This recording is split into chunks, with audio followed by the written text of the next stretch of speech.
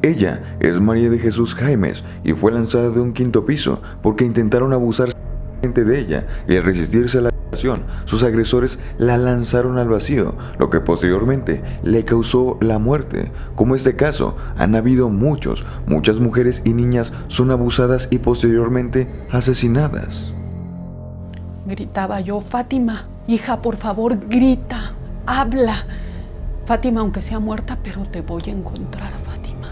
Y me eché a correr, gritando que sí, porque a la hora que yo agarré la sudadera y la levanté, todo lo ves ya estaba manchado de sangre.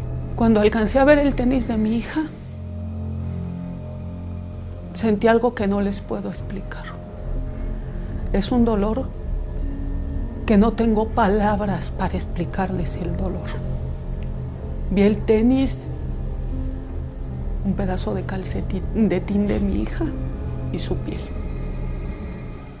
Yo pensé que le habían cortado un pie. Y no era mi hija. Estaba destrozada. No se parecía en nada a mi princesa.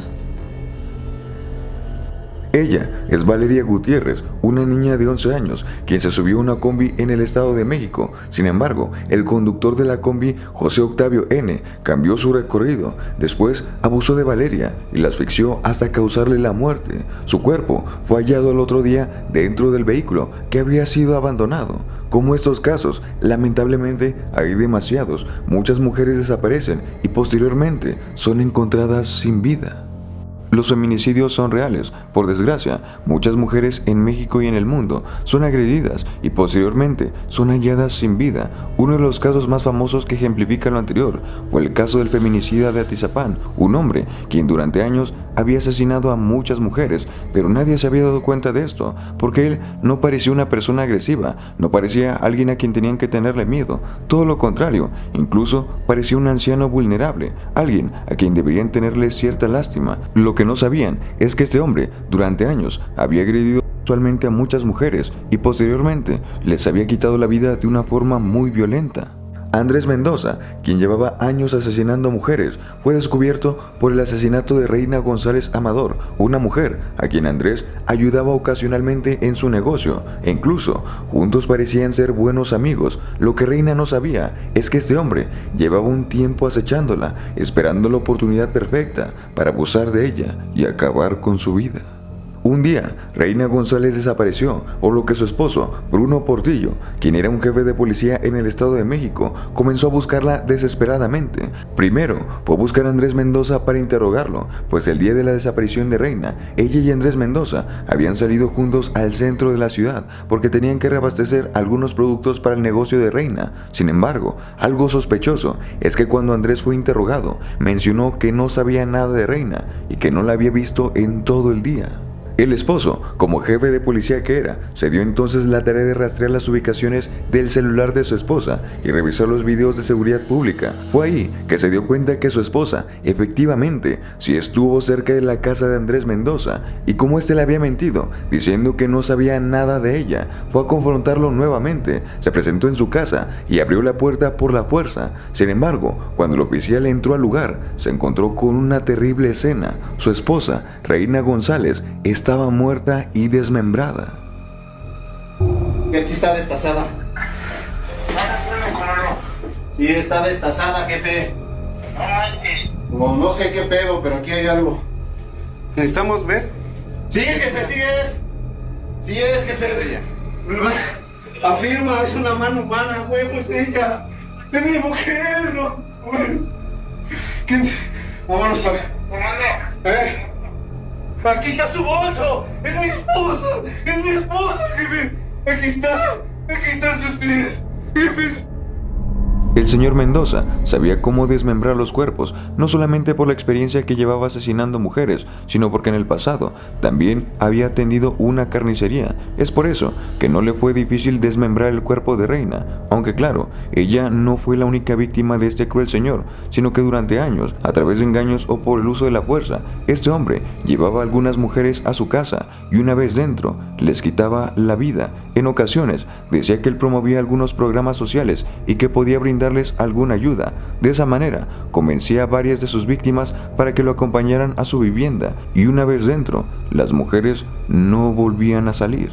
No se sabe con exactitud si abusaba de todas sus víctimas, debido a que los cadáveres ya estaban en un estado de descomposición avanzado, pero lo que sí se sabe es que desmembraba los cadáveres, que llevaba los restos de sus víctimas a un cuarto y allí enterraba los pedazos destazados de los cuerpos bajo el suelo de su casa, justo debajo de su recámara. La Fiscalía del Estado de México informó que en total recolectaron 4.600 restos de huesos en la casa de Andrés Mendoza. Los restos correspondían a 17 mujeres y 2 hombres. Además, al registrar sus cosas, la policía también encontró una libreta en donde Andrés Mendoza describía a las mujeres que había asesinado y, por si fuera poco, había varias identificaciones y pertenencias de las víctimas, como si fueran un trofeo que Andrés Mendoza estaba guardando para otro momento. Pero lo más perturbador es que encontraron decenas de fotografías instantáneas y numerosos videos explícitos de los crímenes cometidos. Tras ser detenido, el famoso feminicida Andrés Mendoza confesó que incluso había comido carne de sus víctimas, por lo que se ganó el apodo del caníbal de Atizapán. Lo curioso es que durante tantos años nadie nunca sospechó de él, ni del infierno que le hizo pasar a sus víctimas. Incluso sus vecinos mencionaron que en ocasiones lo habían visto con lesiones en la cara y con manchas de sangre en la camisa, y también mencionaron que su casa tenía un olor extraño, como si alguien hubiera estado quemando carne, por lo que no está claro si existieron más víctimas que fueron incineradas por Mendoza. Actualmente, este señor cumple cadena perpetua en prisión y cuando fue entrevistado, dijo lo siguiente. Las cosas que ya se hicieron, dice que aguantarse, dice ya no se remedia nada.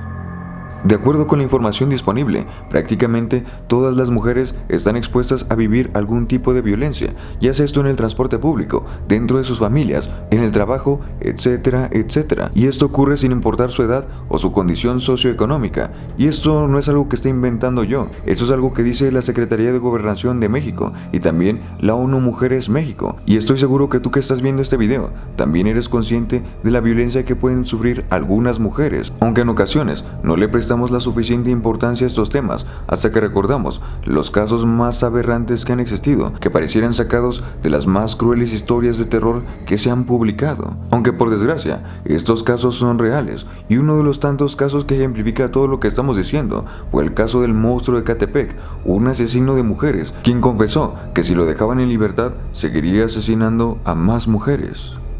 Juan Carlos Hernández, conocido como el monstruo de Ecatepec, fue capturado en el año 2018 junto a su pareja Patricia Martínez y ambos fueron señalados de varios crímenes terribles. Al momento de su detención, ambos llevaban una carriola donde se encontraba el cuerpo destazado de una mujer sin cabeza, sin piernas y sin brazos, únicamente el torso, el cual pensaban tirar en un basurero.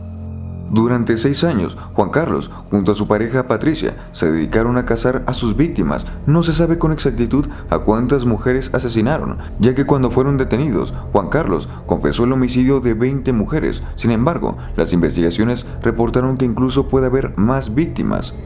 La manera en que estas personas cometían sus crímenes consistía en que Patricia Martínez enganchaba a las víctimas, todas ellas conocidas, y con engaños las conducía a su casa, donde Juan Carlos las agredía. Patricia confesó que en varias ocasiones ayudó a someter a las víctimas y también participó en los abusos contra ellas. Juan Carlos abusaba de ellas, las degollaba o las estrangulaba y después descuartizaba los cuerpos. Todo esto mientras Patricia se mantenía con sus hijos fuera de la casa o bien en una habitación adjunta. Lo macabro de este caso fue que algunas partes de carne y grasa fueron cocinados por Patricia y ambos comieron la carne de sus víctimas y también le dieron pedazos de carne humana a sus perros.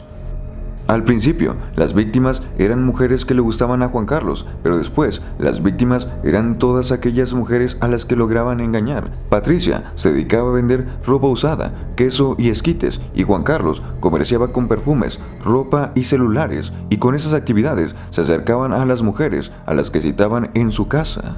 Algunos órganos como los corazones fueron conservados en frascos con alcohol que Juan Carlos ofrendaba a la Santa Muerte. Otros restos los depositaban en un terreno baldío cerca de su casa y algunos más los conservaban en cubetas, bolsas de plástico e incluso en el refrigerador. Y de acuerdo con la declaración de su esposa, Juan Carlos también llegó a practicar la necrofilia con al menos uno de los cuerpos. Juan Carlos no había tenido la mejor de las infancias, ya que durante su infancia sufrió varios abusos por parte de su madre, y según sus propias palabras, Juan Carlos confesó que su madre lo vestía de niña en varias ocasiones y que también llevaba a varios hombres a su casa, y él podía observar cuando su madre sostenía relaciones con aquellos hombres. Además, la mujer que cuidaba de Juan Carlos también abusó sexualmente de él en varias ocasiones. De joven, de niño, tenía 10 años, mi mamá me encargó con una mujer para que mamá se pudiera irse de... Esa mujer me hacía hacerle cosas que a mí como niño me desagradaban bastante. Mi mamá andaba también con otro güey, la veía yo cómo le alzaban las patas, cómo la ponían de... Escuchaba yo esos ruidos. Todo esto le ocasionó varios traumas en su vida, que evidentemente no justifican su conducta ni quitan la gravedad de sus crímenes, pero esto nos da una muestra de cómo algunos trastornos mentales graves se forman en etapas tempranas de la vida. Los feminicidios y los feminicidas existen, aunque claro, no todos los homicidios de mujeres son feminicidios, sino que pertenecen a un contexto diferente, aunque algo que sí hay que resaltar es que no todos los homicidios de mujeres son investigados como feminicidios. Pero entonces, ¿qué es un feminicidio? Bien, en México, el artículo 325 del Código Penal Federal establece que comete el delito de feminicidio quien prive de la vida a una mujer por razones de género, y se considera que existieron razones de género cuando concurra alguna de las siguientes circunstancias. Número 1. La víctima presente signos de violencia de cualquier tipo. Número 2. A la víctima se le hayan infligido lesiones o mutilaciones inflamantes o degradantes, previas o posteriores a la privación de la vida, o bien actos de familia. Número 3. Existen antecedentes o datos de cualquier tipo de violencia en el ámbito familiar, laboral o escolar del sujeto activo en contra de la víctima. Número 4. Haya existido entre el activo y la víctima una relación sentimental, afectiva o de confianza. Número 5. Existan datos que establezcan que hubo amenazas relacionadas con el hecho delictuoso, acoso o lesiones del sujeto activo en contra de la víctima. Número 6. La víctima haya sido incomunicada, cualquiera que sea el tiempo previo a la privación de la vida. Número 7. El cuerpo de la víctima se ha expuesto o exhibido en un lugar público. Como mencionamos, los feminicidios existen, aunque claro, no todas las muertes de mujeres son feminicidios, sino que pertenecen a un contexto más general que debe abordarse de manera distinta. Por ejemplo, si te pones a investigar, te darás cuenta que muchas personas, tanto hombres como mujeres, han sido asesinados de manera violenta, y también te darás cuenta que se reportan menos crímenes de los que en realidad ocurren. Pero las causas de esto son muy profundas y hay cosas que nadie puede investigar. Hay cosas de las que podemos hablar porque nos dan la información de eso, pero hay otras cosas de las que nadie puede hablar, temas prohibidos que le han causado la muerte a muchos periodistas. Existen hoyos negros en los sistemas judiciales debido a la corrupción y las relaciones que tiene el crimen con la política. En México se forman muchas lagunas legales, protocolos inadecuados para proteger las escenas de los crímenes, investigaciones ministeriales erróneas y sobre todo una tipificación de los delitos con penas menores. Todo esto tiene muchas razones de ser, pero no muchas personas se atreven a hablar del tema, porque a veces decir la verdad te puede costar la vida. Por desgracia, la violencia que sufren las mujeres sí es una situación real, aunque claro, es una situación que no debe generalizarse, es decir, no existe una única causa, sino que esta problemática tiene que abordarse punto por punto. Pero ya hablaremos de eso en algún otro momento. Saludos para Cristian Taura, Charles C.G., Isma López, Ángel Cervantes, Belinda García, Pablo Jacome, Miguel Pérez, Antonio R. Espinosa, Rooster Garris, Camilo Calderón, Marvin Porras, Uriel García, Dani García, Yalmán Rivera, Jan Hernández, Abisaí Berrospe, Jorge Jarquín, Víctor Hugo, Jesús Gómez, Robert Jr. y Lili Najar. En fin, eso fue todo por el video de hoy. Nos vemos en el siguiente video, camaradas. Hasta pronto.